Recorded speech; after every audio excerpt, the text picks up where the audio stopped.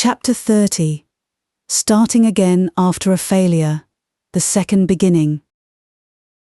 Have you ever felt your world collapse along with a love that ends? When a cherished relationship breaks, it's as if your heart loses its rhythm. You wonder whether you'll ever be able to love the same way again, whether it's worth trying. Some will tell you without hesitation, never go back to an ex, what's done is done. Others, on the contrary, whisper that great loves deserve a second chance, that sometimes people find each other again more mature and more ready. The truth? Love has no hard and fast rules. Human hearts are unpredictable. Sometimes after a failure, the flame reignites even stronger.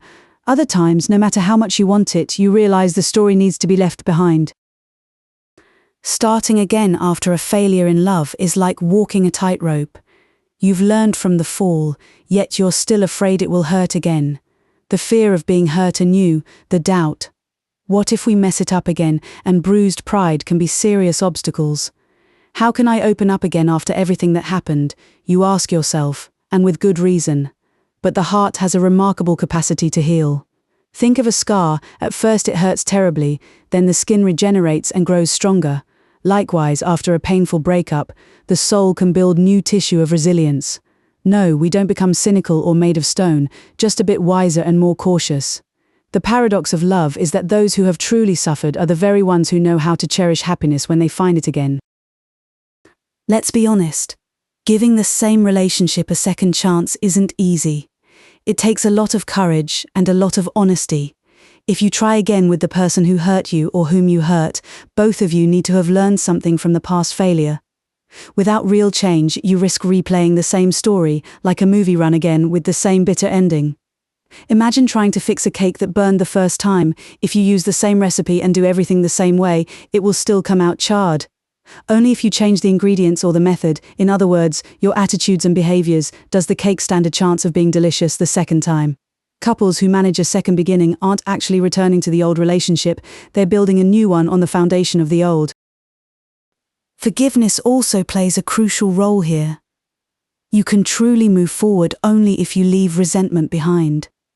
If your partner hurt you, a second chance means not throwing the past in their face at every turn. And if you were the one who messed up, be ready to show that your remorse shows up in actions, not just words. It's as if you both decide to wipe the slate clean and sketch again, with gentler lines.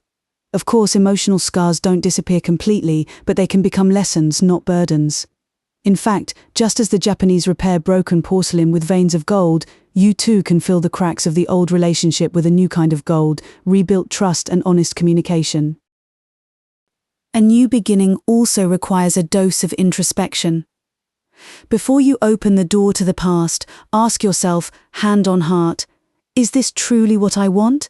Or am I just afraid of being alone? Am I healed from the old wounds?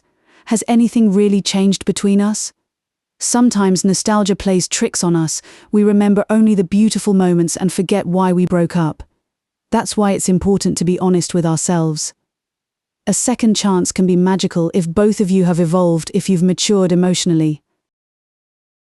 A quiet autumn evening. Jennifer walks slowly along the path of the nearly empty park, hands buried deep in her coat pockets. Beneath her feet, a carpet of leaves rustles softly. Her heart beats a little faster than usual. Today she felt the need to come back here to their old bench. She hasn't been to this spot in a long time, not since her story with Michael ended. When their bench comes into view, Jennifer stops for a moment. Someone is already there, sitting on the weathered wood. His face is in shadow, but the silhouette is so familiar, her stomach tightens with emotion. Michael is leaning slightly forward, elbows propped on his knees, absently playing with a yellow leaf. He too had come back there, driven by the same quiet longing. Jennifer feels her heart begin to pound, a disconcerting mix of joy and fear. Part of her wants to turn around, not to disturb him, and yet something inside pushes her forward. Almost without realizing it, she finds herself taking the last steps and stopping a few feet from him. "Michael," she says softly. The man startles slightly and turns toward her, The lamplight falls across his face, the same warm gaze now shadowed by regret and surprise. For a few moments they both remain still, looking at each other as if in a dream. Michael is the first to smile, emotion held in check. "Hi, Jennifer. What a surprise, is it really you?" Jennifer nods, feeling her cheeks flush. Where to start? She wants to say so much, but the words won't come, so Michael slowly rises from the bench and takes a step toward her, without breaking eye contact. "It really is a surprise. I never thought I'd see you here," he whispers. His voice carries a warmth mixed with hesitation. Jennifer takes a deep breath, gathering her courage. "Me neither. But today, I felt the need to come. This place," she gives a small nostalgic shrug. "You know, our place." Michael nods slowly. Somehow both had chosen the same evening to relive old memories. A light breeze stirs, playing with a strand of Jennifer's hair. Michael reaches out instinctively and tucks it behind her ear, the way he used to. His fingers tremble slightly. Jennifer feels the familiar touch, and a rogue tear springs to the corner of her eye. "I'm sorry," Michael says suddenly, his voice thick with sincerity. Jennifer closes her eyes for a second, letting the tear fall. His simple words strike a deep chord in her. She had heard them in her mind so many times, but now, hearing them for real, she feels a warmth unfurl in her chest. "I know," she whispers, "and I'm sorry too." Michael's eyes widen in surprise. "To you, why?" "Because I ran away back then. I didn't stay to listen to you.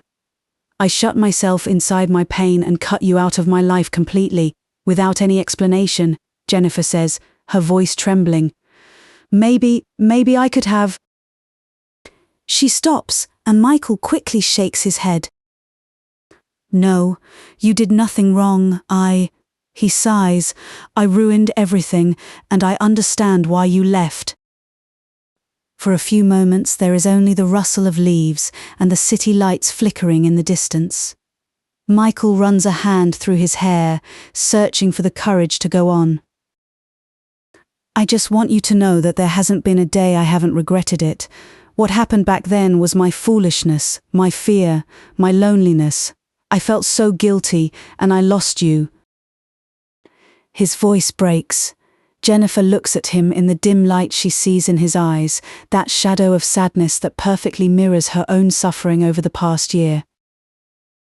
Without hesitating, she lifts her hand and lays it over his, which hangs at his side.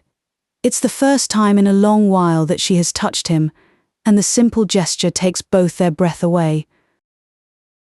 "I've missed you, Michael," she confesses in a whisper. Michael feels his heart leap. He gently squeezes her hand, as if he were afraid she might disappear again. "Me too. I've missed you so much, Jennifer."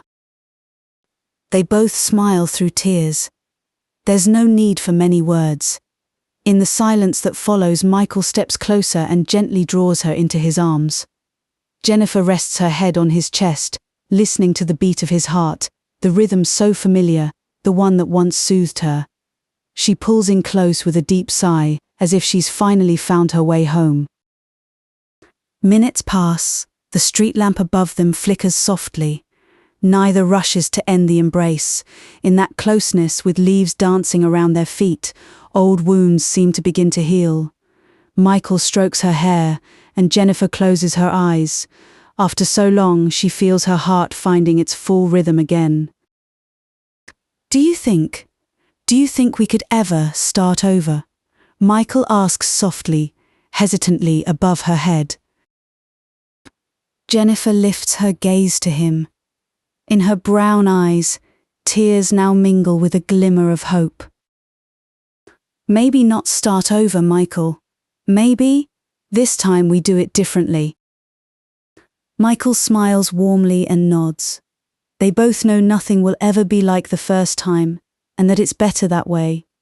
They ease apart, still holding hands, and start slowly down the park path. Two figures, close together, under the autumn sky, walking through memories and copper leaves. Behind them, the empty bench remains a silent witness. It once saw their parting, and now it witnesses their reunion. They move farther away, and in the cold night air their words can be heard in a whisper. "Shall we go, maybe get a hot tea and talk?" Michael suggests, gently squeezing her hand. Jennifer smiles and nestles into his arm. "I'd like that. We have so much to talk about." Their footsteps echo softly down the path, fading into the distance. In the stillness of the night, if you listen closely, you might swear you can hear the beat of a happy heart again. Starting over after a failure isn't a straight road, but it can lead to a beautiful destination. As we've seen, a broken heart can be reborn stronger, and two people who have made mistakes can learn to love each other in a more mature, deeper way the second time around. The key lies in the lessons we carry with us. Every tear can teach us something. Every regret can make us wiser. Love, at its core, is hope. The hope that after a harsh winter of the soul, spring may come. Whether life brings you back to an old love or introduces you to a new one, remember that you have the power to love again. Perhaps differently, perhaps more cautiously, but no less beautifully.